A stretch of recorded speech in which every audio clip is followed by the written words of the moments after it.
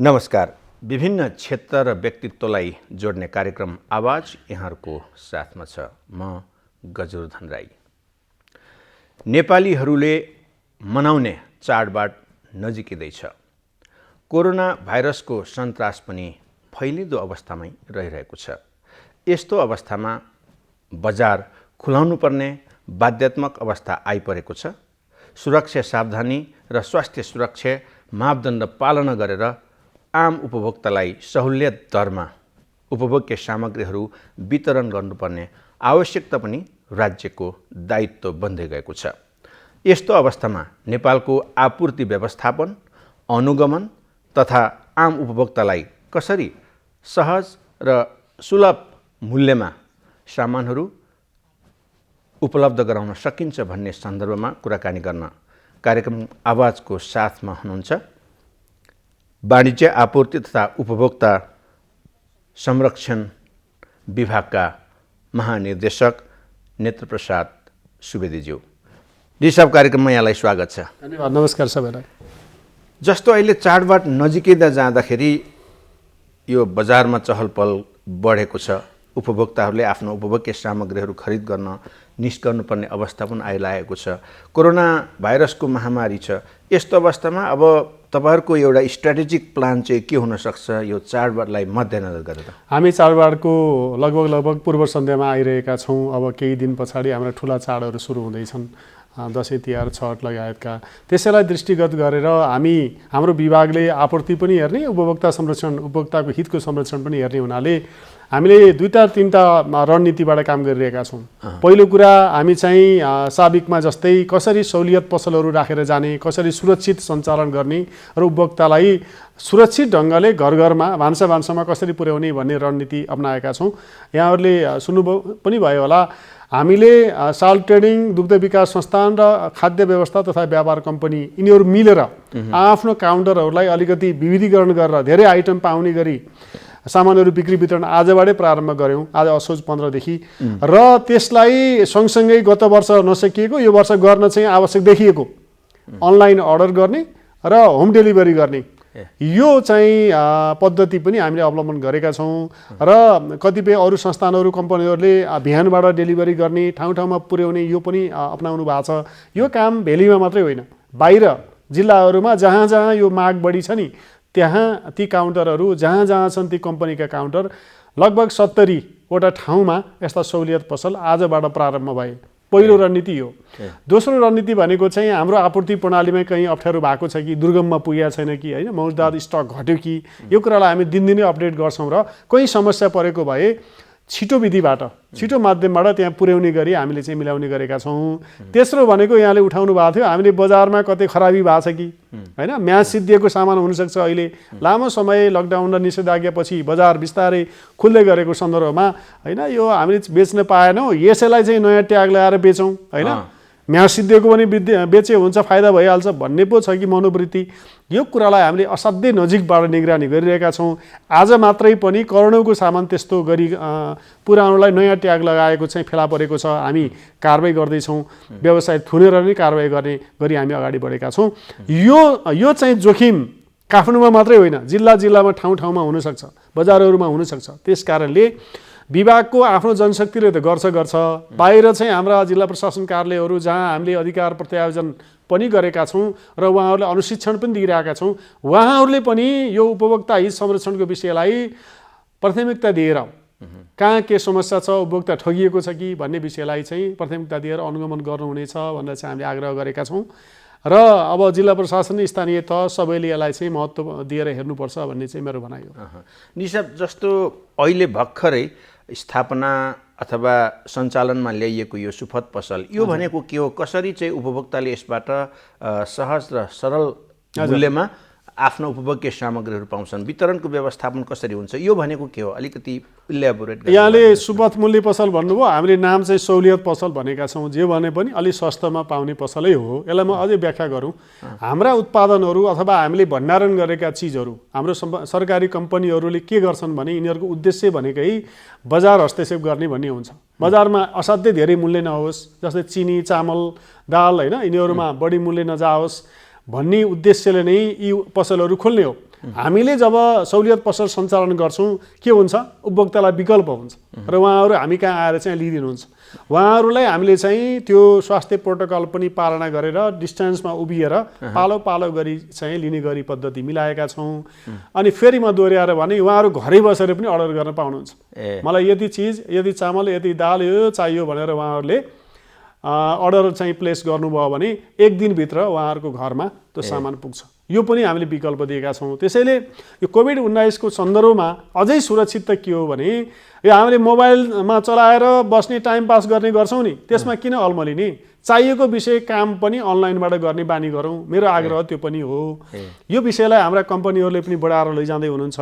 हामी पसलमा गयौँ भने अहिले चाहिँ क्युआर कोडबाट अनि मोबाइलबाट पेमेन्ट गर्ने सिस्टमको पनि देखिरहेछौँ नि। यो विषयलाई हामी सबैले बढाएर लैजाउँ भन्ने पनि मेरो आग्रह छ।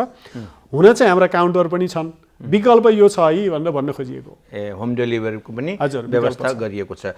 यो खाद्य सामग्री लगायतका विषयलाई केन्द्रित गरेर जो खोल्नु भएको छ नि, यसमा चाहिँ एकीकृत रूपमा कुन कुन संस्थाहरूको संलग्नता छ हैन? ओके, तपाईको आपूर्ति मात्रै होइन होला नि त, अन्य विभिन्न स्टेक होल्डर जस्तो पहिलाको खाद्य संस्थान भनिन्थ्यो, अहिले नाम चेन्ज भएको छ के अरे हैन? यो सबै यसको चाहिँ अलिकति बताइदिनुहोस् न। धन्यवाद छ। यो पनि जानकारी गराउन चाहिँ उपयुक्त नै हुन्छ। खाद्य व्यवस्था तथा व्यापार कम्पनी, अहिले हाम्रो साबिकको खाद्य संस्थान र नेसनल ट्रेडिङ मिलेर बनेको चाहिँ कम्पनीको नाम चाहिँ खाद्य व्यवस्था तथा व्यापार कम्पनी लिमिटेड, सरकारी कम्पनी हो यो। र यसले परम्परागत काम पनि गरिरहन्छ, खाद्यान्नहरू भण्डारण राख्ने र त्यसपछि आपत परेको बेला ठाउँ ठाउँमा पुर्याउने हैन, र यस्तै चाडबाडमा आपत परेको बेला काउन्टर मार्फत सहुलियत पसल मार्फत चाहिँ बिक्री वितरण गर्ने यो काम पनि गर्छ। यहाँले उठाउनु भएको विषय हाम्रा मुख्य 3वटा कम्पनी हो, सरकारी कम्पनीहरू अहिले अग्रसर हुनुहुन्छ सहुलियत पसलहरू सञ्चालन गर्नको लागि। खाद्य व्यवस्था तथा व्यापार कम्पनी हाम्रो चाहिँ 29 स्थानमा सहुलियत पसल छ। दोस्रो भनेको चाहिँ साल ट्रेडिङ लिमिटेड, हामी नाम सुन्दाखेरि नुन पाउने ठाउँ भन्छ नि, आयो नुन जसले दिन्छ त्यो साल ट्रेडिङ हो। चिनी ल्याउँदैछ त्यो पनि साल ट्रेडिङ हो, एक हप्तामा चिनी पनि आउँदैछ पर्याप्त रूपमा, त्यो पनि हामीले यो खाद्य व्यवस्थाको काउन्टरमा नै उपलब्ध गराउँछौँ। चिनी, नुन, पिठो लगायतका आइटम पनि, तेल लगायतका आइटम पनि हामी सेयरिङ गर्छौँ। साल ट्रेडिङमा भएको चिज हाम्रो काउन्टरमा बेच्दा के बिग्रेर, त्यहाँको पनि उपभोक्तालाई चोइस भयो नि त। त्यो मोडालिटीमा हामीले निर्णय गरेका छौँ। त्यसै गरी हाम्रो काउन्टरमा दुग्ध विकास संस्थानको पनि आइटम हुन्छ र दुग्ध विकासले आफ्ना काउन्टर बुथहरू मार्फत त नियमित रूपमा बिक्री वितरण गर्छ नै। त्यसैले अब यो सरकारको विषय के पनि हो भने हामीले उता चाहिँ डिपार्टमेन्ट स्टोरमा जाने, मार्टमा जाने, महँगो पसलमा जाने मात्रै विकल्प छैन काठमाडौँमा, सस्ता पसल पनि छ नि त। सहुलियतको पनि बेचबिखनको प्रबन्ध गरेका छ नि त सरकारले, भनेर विकल्प दिने चाहिँ काम साहस चाहिँ सरकारले गरेको हो। यसको चाहिँ फाइदा उठाउनको लागि पनि उपभोक्ताहरूलाई हार्दिक अनुरोध गर्न चाहन्छु। यो सहुलियत पसलमा सबै प्रकारको खाद्य वस्तुहरू सहज रूपमा उपलब्ध हुन्छ हैन त?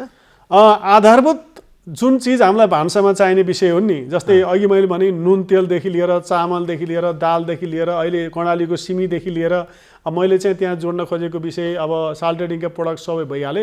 सेनिटाइजर पनि हामी राखेका छौँ अहिलेको माग अनुसार हैन, यो जडीबुटी कम्पनीबाट उत्पादित सेनिटाइजर पनि हामी राखेका छौँ। यसरी नै अरू आइटम पनि थप्दै जाने हो, माग हेरेर थप्दै जान पनि सकिन्छ। कम्पनी भनेको त्यति चाहिँ रिजिड हुँदैन, यो लचक नै हुन्छ अनि हामी थप्दै जान सक्छौँ। माग पनि अध्ययन गरेर बजार अध्ययनको आधारमा हामी थप्दै जान्छौँ। उहाँहरूलाई बजारमा पाइने मूल्यभन्दा कममा बेच्ने गरी हामीले काउन्टर सञ्चालन गर्छौँ। डी साहब, अहिले यो चाडबाड नजिकै जाँदा हामीले कुराकानी गरिसक्यौँ, तर यो खाद्य आइटमहरूको मूल्य चाहिँ दिनदिनै आकाशिएको आम उपभोक्ताको एउटा भोगाइ छ हैन? गृहिणीहरूको भोगाइ पनि त्यस्तै छ। जस्तो गोलभेडा 120 भन्दा प्याज हिजो अस्ति एउटा भयावह स्थिति यहाँलाई नै भयो हैन? यसको के भइरहेको छ, यो किन यस्तो भइरहेको छ? अब यसलाई म दुईटा कोणबाट विश्लेषण गर्छु। एउटा विषय के हो भने हामी नेपालीहरू उत्पादन कति गर्छौँ, कहाँ गर्छौँ, कसरी चाहिँ बजारमा जोड्छौँ भन्ने विषय हुन्छ। दोस्रो विषय भनेको विदेशबाट आएका आइटमलाई पनि हामी कसरी मूल्य निर्धारण गर्छौँ, व्यवसायहरूले कसरी सञ्चालन गर्नुहुन्छ त्यो पद्धति हैन, कसले निर्धारण गर्छ, अनि के गर्न हुने के गर्न नहुने भन्ने विषय पनि हो। यो दुईटै पक्षबाट हेरौँ। हामी उत्पादनलाई जति बढाउँदै जान्छौँ हाम्रो चाहिँ यो अनुमान योग्य हुन्छ क्या बजार, मूल्यलाई नियन्त्रणमा लिन सक्छ सरकारले पनि र बजारले पनि। हामी उत्पादन कम गर्ने, अलि आरामै गरेर चाहिँ खानपिन गर्ने, तर चाहिँ अब सस्तोमा नि खोज्ने, यो चाहिँ मिल्दैन। अब हामी गाउँठाउँमा भएका जहाँ जहाँ खेतबारी अथवा उत्पादन योग्य ठाउँ छ नि त्यसको भरपुर प्रयोग गर्नुपर्छ। त्यो लाइनमा गइएन भने अर्को वर्ष झनै चाप बढ्छ। हेर्नुहोस्, विदेशबाट आएको सामानमा कसको नियन्त्रण हुन्छ? विदेशकै हुन्छ। अब भारतले चाहिँ प्याज निर्यात रोक भनेको भोलिपल्ट हामी यहाँ डबल तिर्नु पर्यो। कारण हाहाकारै भयो। कतिपय दण्डित हुनु पर्यो, कारबाहीमा पर्नु पर्यो। अहिले के भएको छ त्यो? अब त्यो पुरानो स्टकमा नयाँ प्राइस लगाउने विषय त जहिले पनि कारबाहीमा पर्छ। कतिपय जरिवाना तिर्नुभयो, कतिपय थुनामै हुनुहुन्छ अथवा कालोबजारी मुद्दामा कारबाही गर्नु भएको छ। कारबाहीमा छ, कारबाहीको क्रममै छ। अहिले यहाँले सुन्नुभयो नि, त्यही कालोबजारी मुद्दा दायर गरेपछि अनि त्यो प्याज चाहिँ बिग्रन दिनु भएन भनेर त्यो जफत गरेर हामीले चाहिँ बेचेको हो। त्यो पनि खाद्यबाट बेच्यौँ होइन। हामीले केही दुःख गऱ्यौँ होला, तर उपभोक्तालाई केही सुख भयो नि त। 60 रुपियाँ पर केजी हामी बेच्यौँ। अरू जफत भयो भने पनि त्यही लाइनमा जान्छौँ हामी। विगतमा हामी मास्क पनि त्यसरी बेचेका थियौँ साझा मार्फत होइन। त्यो एउटा राम्रो कन्सेप्ट पनि हो। कहीँ भण्डारमा कुहाउनु भन्दा त उपभोक्ताकोमा ल्याउनु राम्रो भयो नि त। त्यो हिसाबले पनि हो। र प्याजमा अलिकति हाम्रो खानेबानी चाहिँ सुधार गरे पुग्छ। प्याज नभई नहुने होइन, त्यस्तो अत्यावश्यक होइन। अरू विकल्प छ एउटा। अर्को चाहिँ होइन प्याजै नल्याउने हो त नेपालले, त्यसरी पनि नसोचौँ। हामीले भारत अथवा चीनसँग अनुरोध गरेर केही आयातको प्रबन्ध नि गर्न सक्छौँ। मन्त्रालय यसमा लागिरहेको पनि छ। र मैले फेरि पनि दोहोऱ्याएर भन्छु, म अलिकति उत्पादकत्व र उत्पादन मन पराउने मान्छे भएको हुनाले म गाउँमा आफ्नो बारीमा उत्पादन जोड्छु कि जोड्दिनँ? मेरो गाउँको खेत बाँझो छ कि छैन? यसरी पनि सबैले सोचिदिनु पर्यो भन्ने मेरो आग्रह हो। अहिले यो बजार अनुगमनको अवस्थालाई तपाईँहरूको आफ्नो आन्तरिक संयन्त्र अनि एकीकृत संयन्त्र कस्तो छ? बजार त अब चाप बढ्दै जान्छ, यसमा धेरै लुपहोल हुन्छ नि, त्यो सम्भावना चाहिँ बढ्छ। त्यसलाई चाहिँ निगरानी राख्नुको निम्ति, कडा रूपमा अनुगमन गर्नुको निम्ति कस्तो किसिमको आन्तरिक संरचना, दोस्रो चाहिँ एकीकृत रूपमा कसरी परिचालन हुने अवस्था छ? धेरै राम्रो गरी जिज्ञासा राख्नुभयो। हामी दुईटै एङ्गलबाट हेरेका छौँ। हाम्रो आन्तरिक संरचना र पद्धति के हो भने हामी बजारमा निस्कने अनुगमन टोलीको आचार संहिता गराएका छौँ है। अनि हामी त्यो अनुगमन गर्ने कार्यविधि के हो त्यो बनाएर लागू गरेका छौँ। हेर्नुहोस् है, त्यो सबैलाई लागू हुन्छ, अरू विभाग र जिल्ला प्रशासनसम्मलाई लागू हुन्छ। त्यसै गरी हाम्रा टोलीहरूलाई तालिम प्रदान गरेका छौँ र टोलीमा को रहने प्रमुख होइन, उसलाई के अधिकार हुने, कसरी जाने, ल्याएपछि अभियोजन अथवा अनुसन्धान कसरी गर्ने, सहयोग कसको लिने, यो सबै प्रश्न गरेर चाहिँ हामी अगाडि बढ्न चाहन्छौँ, ताकि विभागले गरेको अनुगमनमा कसैले औँला नठोड्याओस् होइन। त्यस कारणले यो पद्धति बनाएका छौँ भने र हामी अहिले जाँदाखेरि यहाँले उठाउनु भयो एकीकृत ढङ्गले जानुपर्छ। एउटै पसलमा 3 ठाउँबाट आयो भन्यो भने के होला, उसलाई पनि हरेस हुन्छ नि। त्यसैले हामी कमसेकम जिल्ला प्रशासन, हाम्रो विभाग र अरू गुणस्तर हेर्ने विभाग हुन्छ। कोही पशुको होला, कोही चाहिँ होइन खाद्य सम्बन्धी होला, कोही निर्माण सामग्रीको होला, उहाँहरूलाई पनि आबद्ध गरेर हामी संयुक्त रूपमा बजारमा जान्छौँ र उहाँहरूलाई भन्छौँ पनि तपाईँहरूले यो सुधार गर्नुपर्ने हुन्छ। तपाईँहरूले चाहिँ अब यो नभएमा कानुनी दण्ड यो हो। साह्रै सिरियस भयो भने उहाँलाई उठाएर पनि ल्याउँछौँ। कतिपयलाई कागजसहित भोलिपल्ट म झिकाउँछौँ र विभागले अनुसन्धान गर्छ।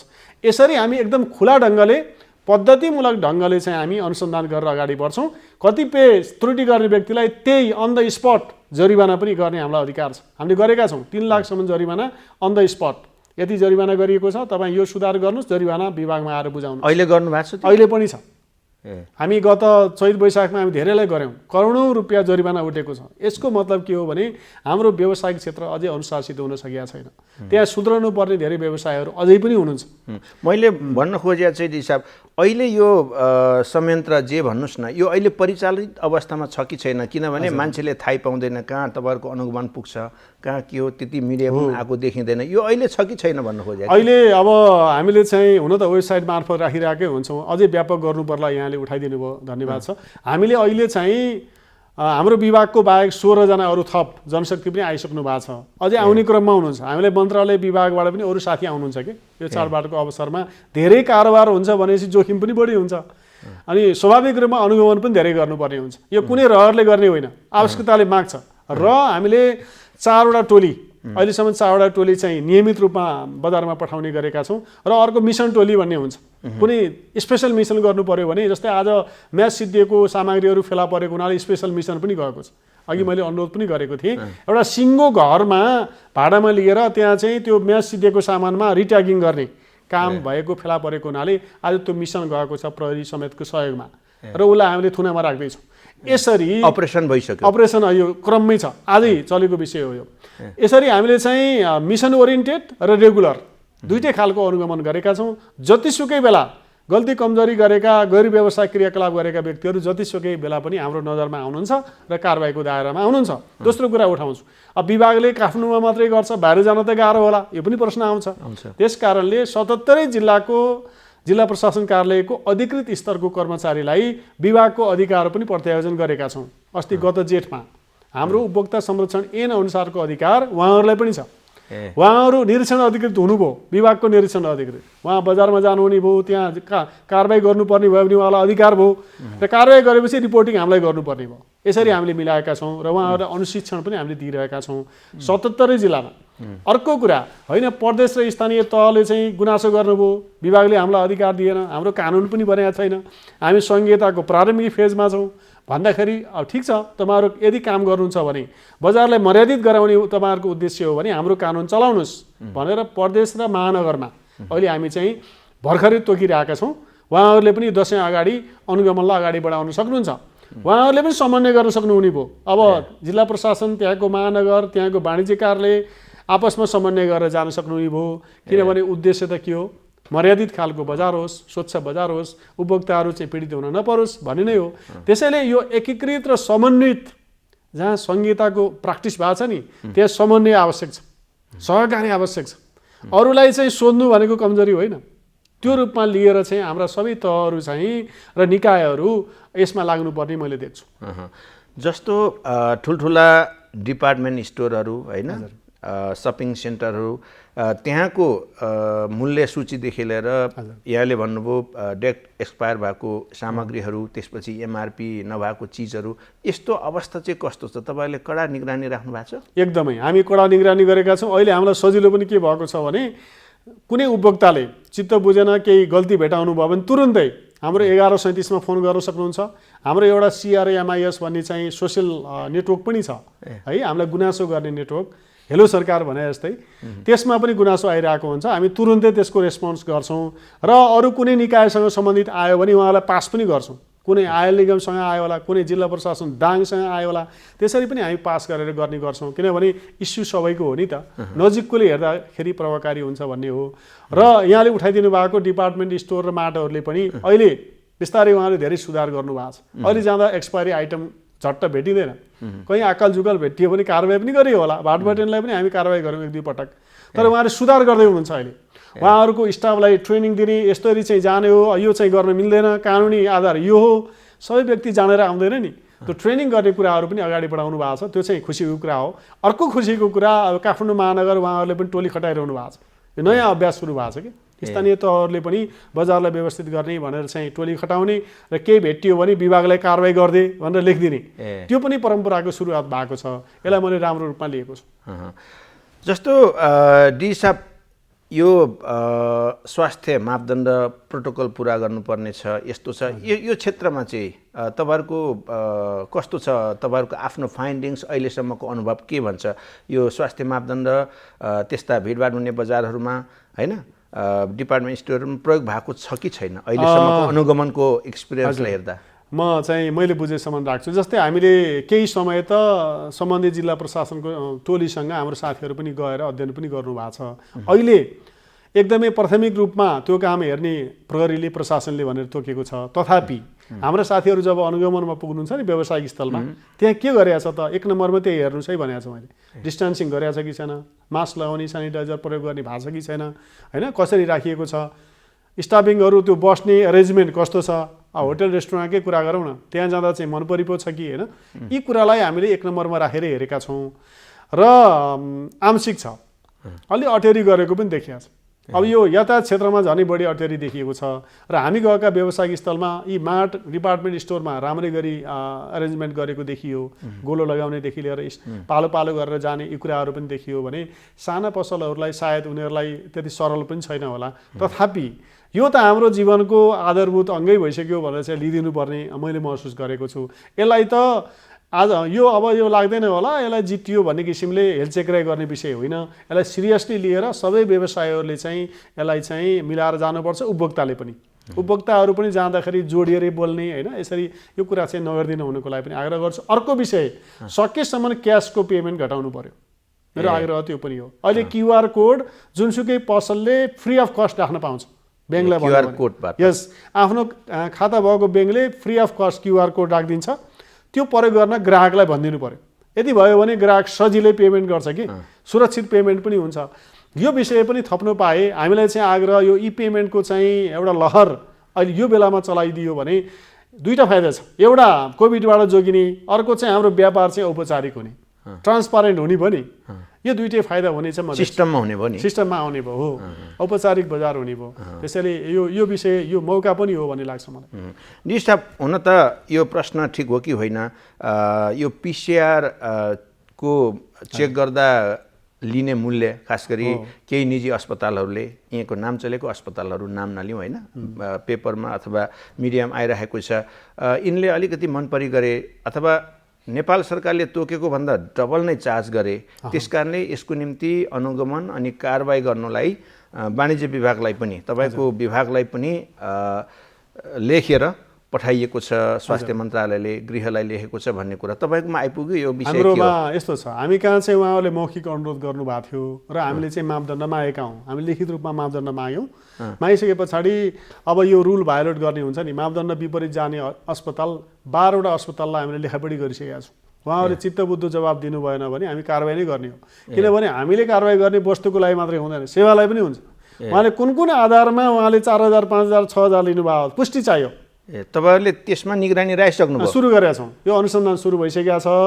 अब हामी गृहले गर्ने कारबाही पनि तिनीहरूलाई नै होला, हामी सँगै पनि बसौँला, अनुसन्धानको लागि सँगै पनि बसौँला। तर सरकारले गरेको निर्णयलाई अवज्ञा गरेर अगाडि बढ्नेले तत्त्व अनुसार चाहिँ त्यो कानुनले भनेअनुसार कारबाही भोग्नुपर्छ।